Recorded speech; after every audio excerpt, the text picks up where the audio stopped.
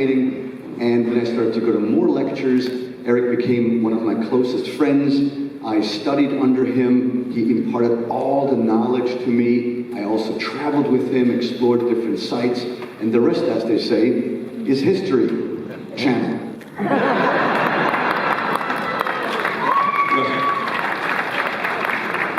So now, as you can probably all tell from my funny accent, I'm a Brit, which is why I pronounce things like Pentagon. Pentagon, Nick. Pentagon. And ranch. Ranch.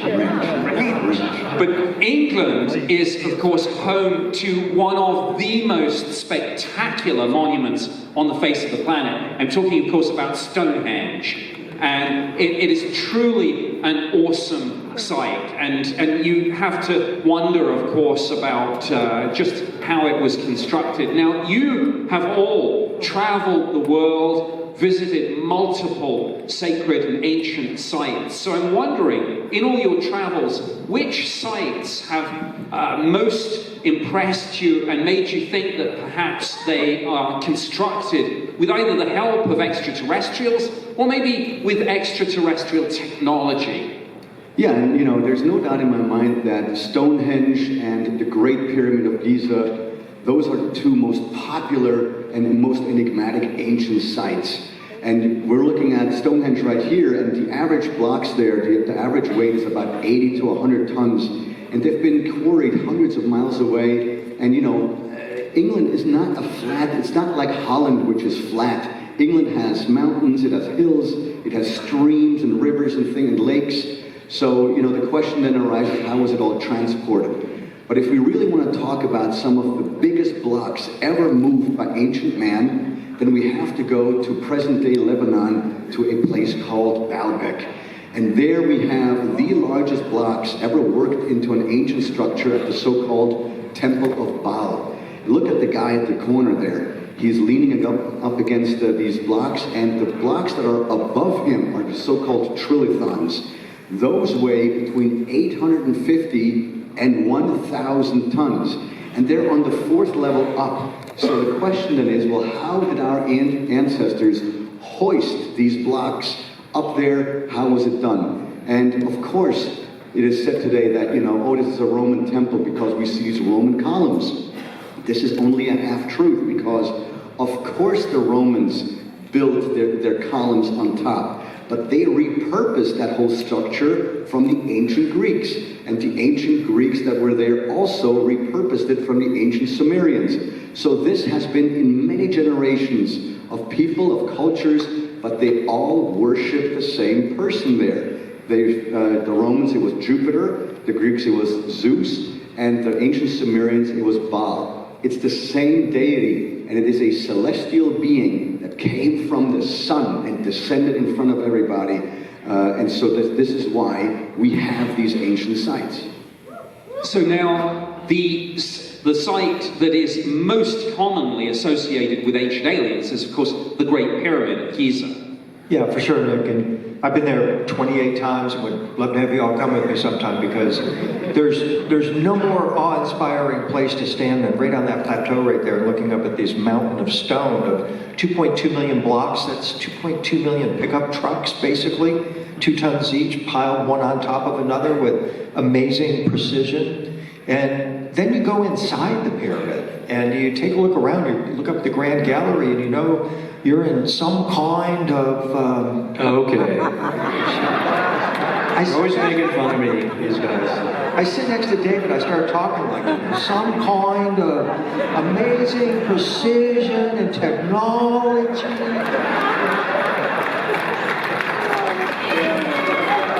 Okay. We're not saying the pyramid was built by aliens, but... Yeah, the Great Pyramid is so incredible. You can't believe it until you're there. I mean, you see it in the distance. It's this giant mountain of stone, and you get up closer, and it's mind-boggling. It's so incredible.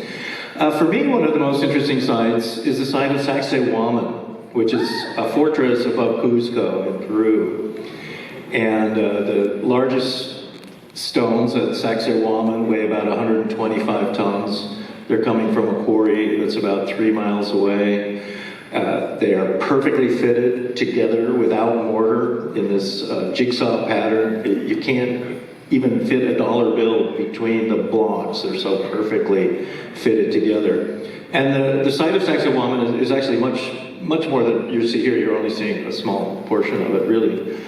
And the Spanish and the Incas fought a 2-day battle here at Sacsayhuaman, and in the end, the Spanish won, and that was really the defeat of the Inca Empire.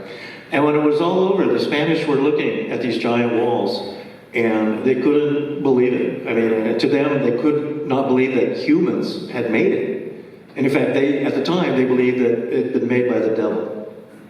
Yeah, I'm really happy that you brought up Sacsayhuaman, because this is one of the examples where I think that our ancestors had a way with which to manipulate stone, that they figured out a way to either soften stone and then that it hardened again, like sort of like putty, or that they had some sort of a geopolymer technology. And the only reason why I'm saying, because look at the center row, the blocks that are on the 4 blocks on the right. By the way, when we point down here, it's not that the first row is in trouble, it's because we're pointing at the monitor here, because we can't see what's behind us.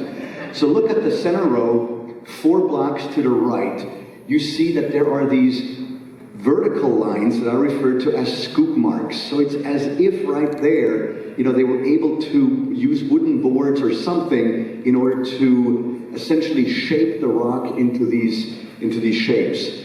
And why would I even propose this? Well, because the Spanish chroniclers reported about a bird in that area called the litlick bird, and that bird doesn't make its nests with wooden branches or with biology stuff, but actually puts its nest inside rock formations. And how would it do that? It goes out there to collect certain herbs, and then with the chemistry that happens inside the beak with the bird's saliva, it is able to soften the rock. So then the chroniclers say that they perhaps figured out a way to industrialize this chemical process. And then they also say that this knowledge was given to them by the so-called gods. So, you know, it's all incredible what's going on. He's talking about the precision that you cannot put a dollar bill in between, but between the blocks. But if you really want to talk about precision, then I know that all of you in here are familiar with my favorite place on earth, and that is called Puma. You guys are awesome. So, what we're looking at here are the 2 famous H blocks, and they're standing on a red sandstone platform. The H blocks are made of andesite, and at Pumapunku, which is situated about 3/4 of a mile from another place in Bolivia called Tiwanaku. Tiwanaku Pumapunku is situated on the Bolivian side, right at the border of Peru, next to Lake Titicaca. It's the Altiplano, the Bolivian highlands, and you have 2 gigantic question marks there. One is how were the blocks cut, and second, how were they transported? Well, let's address how they were cut. So, andesite is igneous rock. It's part of the granite family, which means it's incredibly, incredibly hard. In fact, we have in science a Mohs scale of density for rock, which arranges rock from the softest, which is a 1, to about a 10. And andesite is between a 6 and a 7, and red sandstone is between a 2 and a 3. At Tiwanaku and Pumapunku, the archaeologists only found, so far, bronze and copper tools. Now, with bronze and copper tools, you can actually cut the sandstone because, like we've just established, it's very soft. In fact, you can use your fingernail if you wanted to and scratch the surface of sandstone. Don't do it, I don't recommend it. But it's an impossibility to use bronze and copper to cut an H block like this because it's too hard. Today, in order to create an H block like this, we would use power tools, diamond-tipped drills, diamond-tipped saws, water jets even, or another possibility that we've proposed on the show is that maybe these andesite blocks were somehow poured into molds. All right, so now that is the question, or the question mark about how was it cut. So we've just established it cannot be done with copper and bronze tools as far as the andesite is concerned. All right. So now what about the giant red sandstone platforms? Well, it's about the transportation, because the andesite, the H blocks, are not that heavy. They're about 5 tons, and they are not that big either. I mean, if you stand next to an H block, they only reach about to your hip, so they're not huge. So 20, 30 strong guys can move H blocks. But the red sandstone platforms, on average, that have been found at Pumapunku and Tiwanaku weigh 125 tons. So how were they transported? And the archaeologists are usually saying, well, why would you ask such a silly question? Because don't you know they used wooden rollers? Well, what I did not tell you so far is that Pumapunku and Tiwanaku is situated at an altitude of almost 13,000 feet, which means we're above the natural timber line, meaning no big trees ever grew at that altitude where the ancients could have cut down the forest or the logs or the trees in order to get those wooden rollers. And have you ever imagined what would happen if you put 125 tons on a wooden roller? It would just crush. And so, it's also not like this Altiplano, it extends 300 miles in every direction. So it's not like they went down to a lower altitude, cut down a forest, and then, brought up all those logs or those rollers.